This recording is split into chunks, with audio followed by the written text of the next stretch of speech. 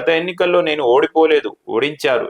కష్టకాలంలో నేను పోటీ చేయాలి, ఇప్పుడు మంచి రోజులు రాగానే మరెవరో పోటీ చేస్తారన్నప్పుడు మనస్తాపానికి గురయ్యాను, మాకు న్యాయం చేయాలని కోరారు. అంజన్ కుమార్ యాదవ్ కు మద్దతుగా ఆయన అనుచరులు, పార్టీ కార్యకర్తలు పెద్ద సంఖ్యలో తరలి వచ్చారు.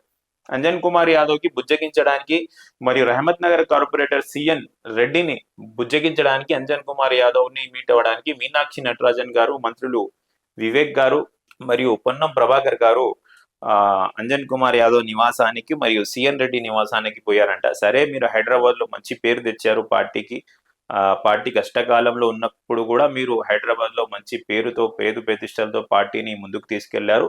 కాకపోతే పార్టీ మంచి నిర్ణయం తీసుకుంటే అన్ని ఆలోచించే నవీన్ యాదవ్ కి సీట్ ఇచ్చాము, మీరు కూడా పార్టీలో నవీన్ యాదవ్ గెలుపుకి కృషి చేయాలని మీనాక్షి నటరాజన్, వివేక్ మరియు పొన్నం ప్రభాకర్ గారు కోరితే చెప్పారంట ఆయన అంజన్ కుమార్ యాదవ్ గారు. గత ఎన్నికల్లో నేను ఓడిపోలేదు, ఓడించారు. కష్టకాలంలో నేను పోటీ చేయాలి, ఇప్పుడు మంచి రోజులు రాగానే మరెవరో పోటీ చేస్తారన్నప్పుడు మనస్తాపానికి గురయ్యాను. గత ఎన్నికల్లో నేను ఓడిపోలేదు, నన్ను ఓడించారు. కష్టకాలంలో పార్టీని బ్రతికించాను అని చెప్పిరంట. ఓడించారు, కరెక్టే, ప్రజలు ఓడించారు. ఎవరు ఓడిస్తారు? మీరు పోటీ చేశారు, ఓడించారు అంటున్నారు, కరెక్టే. ఎవరు ఓడించారు? ప్రజలు ఓడించారు. ప్రజలు ఓటేస్తే గెలిచేవాళ్ళు కదా. ప్రజలు అప్పుడు ఓడించారు మిమ్మల్ని.